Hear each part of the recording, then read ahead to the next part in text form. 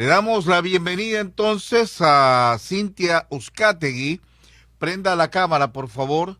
Active el micrófono, mi querida Cintia, para darle la bienvenida. Eso, con esa sonrisa, iniciando la semana, cualquiera se siente muy feliz.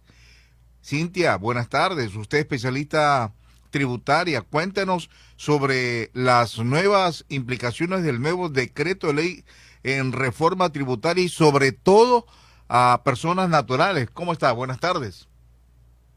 Buenas tardes, un gusto estar en este espacio para poder compartir con ustedes estas noticias tributarias. Sí, efectivamente, el día viernes fue aprobada la reforma tributaria que el presidente Lasso había enviado en el mes de mayo a la Corte Constitucional, que incluye algunas reformas, entre esas algunas principales, la que más pues se ha comentado en los medios ha sido sobre el tema del impuesto a la renta a las personas naturales. Se ha producido unos cambios importantes. Sabemos que desde el año 2022 las personas naturales, básicamente la clase media, sufrió un incremento en la carga impositiva en su impuesto a la renta, debido a que se eliminó el concepto de deducción de gastos personales y se incluyó un concepto de rebaja al impuesto a la renta, lo cual pues la rebaja pues justamente era un valor mínimo, un valor de $500 de rebaja en las personas que ganaban o que ganan más de $24,000 al año, y un valor de rebaja del impuesto de $1,000 en las personas que ganan pues menos de $24,000 al año. Pues, y eso significó una carga impositiva muy alta para las personas justamente de la clase media, pues, y esto se ha reformado ahora a través de este decreto de ley que fue aprobado por la Corte Constitucional el viernes pasado, el viernes 16 de junio. Eso, y en qué medida solamente se ven perjudicados las personas naturales, Cintia? Bueno, realmente, específicamente, para las personas naturales, recordemos que antes, pues, pagaban el impuesto en base a una deducción de gastos personales. Es Ujú. decir, en base a mis ingresos brutos, yo podía restarme mis gastos personales hasta un monto de $14,000 aproximadamente. Estos gastos personales relacionados con vivienda, salud, educación o alimentación, arte y cultura.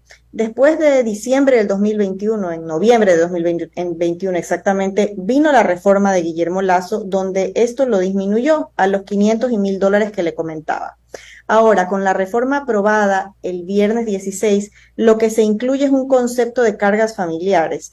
Es decir, se acepta la deducción de gastos personales o una rebaja mayor del impuesto a la renta, como podemos decirlo, siempre y cuando yo tenga más cargas. Es decir, si yo tengo una carga, dos cargas o tres cargas, voy a poder de forma progresiva rebajarme en mayor medida mi impuesto a la renta. Entiéndase por cargas familiares a los hijos dependientes menores de 21 años que no perciban ingresos económicos, cónyuges también, y padres que tampoco perciban ingresos económicos. Estos son las rebajas o las cargas familiares que yo puedo informar a mi empleador, y por lo tanto, en base a eso, el empleador o la compañía a la cual yo estoy afiliada, pues deberá hacerme un nuevo cálculo para poder cuantificar cuánto es el valor de impuesto a la renta que tendré que pagar yo en este año 2023, porque en este decreto ejecutivo que se acaba de aprobar se establece a través de una disposición que esta norma entrará en vigencia de forma inmediata. Es decir, la rebaja de este impuesto a la renta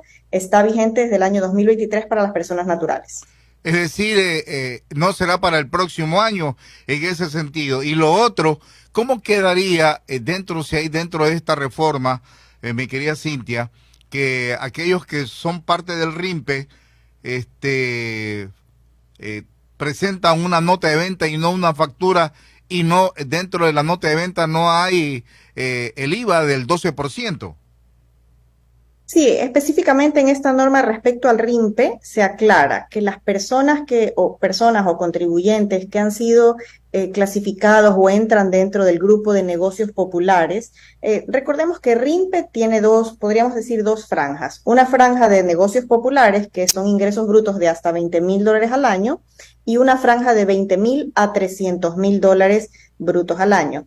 Justamente los contribuyentes que se ubican en ingresos brutos de 0 a $20,000 al año no tienen pues que cobrar IVA, Ujú. justamente lo establece la norma, y pues no tienen que presentar declaraciones de IVA. Solamente tienen que presentar una declaración al año en la cual declaran pues justamente el impuesto a la renta y son cuotas fijas en base a qué tanto de ingresos yo tuve en el año. Es decir, es una tabla progresiva.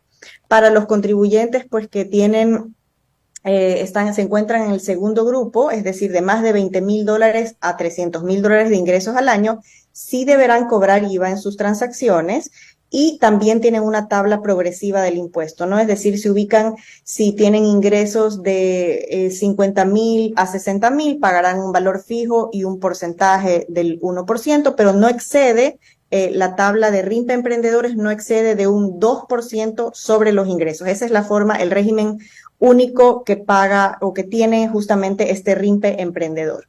¿Y esta norma tendrá o no tendrá impacto a la economía ecuatoriana?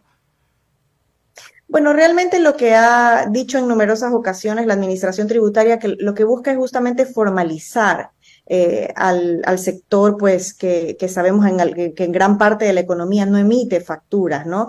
Y lo que pretende dar este tipo de regímenes simplificados, que es conocido en la región, es justamente dar esta sencillez y estas facilidades a los contribuyentes de tributar. Es decir, que no sea tan complejo al momento de tributar. Es decir, que yo pueda emitir mi factura, pero yo voy a tributar en base a mis ingresos. No tenga que hacer, pues, llevar contabilidad, porque incluso, por ejemplo, en el régimen especial de RIMPE se establece que solo deberán llevar un registro de ingresos y egresos, no lo que es complejo de llevar contabilidad, ¿no? Entonces, efectivamente, pues las administraciones tributarias, por ejemplo, a lo largo de Latinoamérica, llevan aplicando este tipo de regímenes simplificados con el objetivo de lograr que se disminuya la evasión en primer lugar, la evasión tributaria, y que aumente pues justamente la masa de contribuyentes que cumplan estos deberes formales y la entrega de facturas, que es lo que le genera pues la generación obviamente de tributos que ingresen finalmente a las arcas del Estado.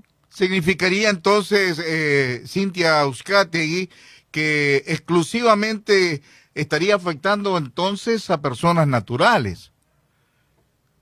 En RIMPE realmente, RIMPE pueden formar parte personas naturales o también compañías, pero para las compañías y para las personas naturales existen ciertas exclusiones, es decir, no todas las compañías, no todas las personas naturales pueden pertenecer al RIMPE. Hay ciertas actividades que están excluidas y que dice la norma que deberán tributar como el régimen general, es decir, 25% de impuesto a la renta para las compañías y una tabla progresiva que va desde el 5%, 35% para las personas naturales. ¿Quiénes no pueden ser RIMPE? No pueden ser RIMPE los comisionistas, no pueden ser RIMPE las empresas de transporte, sí pueden ser los taxis se pueden acoger ahora al régimen RIMPE, hasta el año pasado se estaba excluido del régimen. Sin embargo, en esta reforma del viernes 16 de junio, ahora sí se incluyen a los taxis. Y también, por ejemplo, existen otras actividades como servicios profesionales, también están excluidos del régimen RIMPE. Y arrendamiento de bienes inmuebles. Es decir, sí se permite que sean personas naturales y compañías, siempre y cuando no sean de estas actividades que la norma específicamente las excluye del régimen RIMPE. Y en el tema de los espectáculos públicos, Cintia Uzcategui. Sí, en los espectáculos públicos específicamente existe un artículo que lo que realiza es elimina la exención, es decir, elimina de tarifa cero a los espectáculos públicos. Eso automáticamente lo que significa es que los espectáculos públicos ahora pasan a gravar una tarifa del 12%. Sin embargo, hay que recordar que a pesar de que los espectáculos públicos pues podrían estar ahí definidos tal vez lo que son conciertos, probablemente partidos de fútbol, falta una definición que tiene que dar la administración tributaria específica respecto de cuáles podrían entenderse espectáculos públicos. Hay que recordar que sí hay otros servicios artísticos y culturales que están grabados con tarifa cero. Eso sigue grabado con tarifa cero porque se ha escuchado preocupación de ciertos sectores de la ciudadanía, pues respecto de que ahora este tipo de espectáculos podría estar grabado con 12%, pero no, recordemos que la norma sigue vigente, que servicios artísticos y culturales están grabados, siguen con tarifa cero, por lo cual pues se ha indicado que no se afectará este tipo de actividades artísticas y culturales relacionadas a las artes o patrimonio específico, ¿no? Con esto termino, Cintia Uzcategui. Dentro de esa 12% está la parte deportiva, específicamente el fútbol.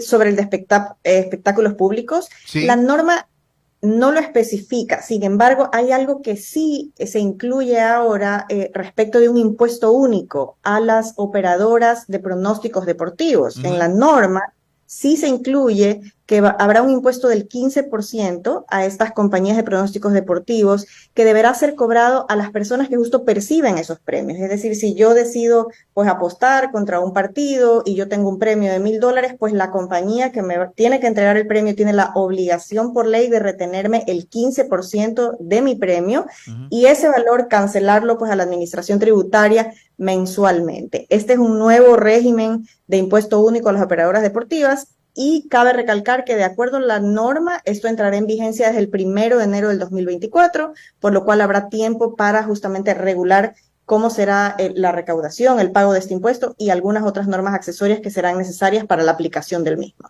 18 horas con 18 minutos. Gracias, Cintia Uzcategui, por darnos esta orientación aquí a los amigos de la revista informativa de la tarde Radio Sucre. Muchas gracias, muy amable, que tenga un excelente inicio de semana.